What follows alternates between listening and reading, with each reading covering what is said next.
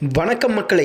அதிமுகவின் முன்னாள் முதலமைச்சருமான ஓபிஎஸ் அவர்கள் உடல்நலக்குறைவால் மருத்துவமனையில் அனுமதியாம். போலீஸ் குவிப்பு. வாங்க வீடியோவை முழுமையாக காண்கலாம். அதாவது அதிமுகவின் முன்னாள் முதலமைச்சருமான ஓபிஎஸ் அவர்கள் தற்போது உடல்நலக்குறைவு ஏற்பட்டு அண்மையில் தான் கோவையில் உள்ள ஒரு தனியார் மருத்துவமனையில் ஆயுர்வேத சிகிச்சை பெற்று வந்தாராம். அந்த நிலையில் தான் ஆயுர்வேத சிகிச்சை பெற்று வந்த நிலையில் அவரது உடலில் எந்த மாற்றமும் ஏற்படாத நிலையில் தான் அவர் தனது உடலில் ஏற்படும் பிரச்சனைகளுக்கு மேல் சிகிச்சைக்காக சிங்கப்பூரில் உள்ள மருத்துவமனைக்கு அவர் செல்ல இருப்பதாகவும் கூறப்படுகிறதா.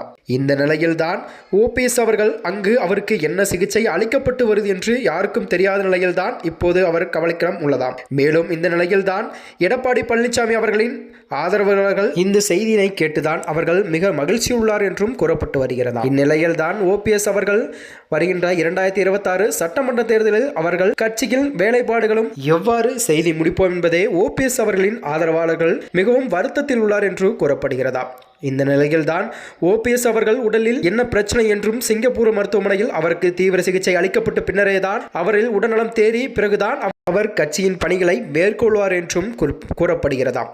இந்நிலையில்தான் ஓபிஎஸ் ஆதரவாளர்கள் அனைவரும் வெறும் சோகத்தில் உள்ளார் என்றும் கூறப்படுகிறதாம். மேலும் இது போன்ற வீடியோக்களை தெரிந்து கொள்ள நமது சேனலை மறக்காமல் சப்ஸ்கிரைப் செய்து கொள்ளவும். நன்றி, வணக்கம்.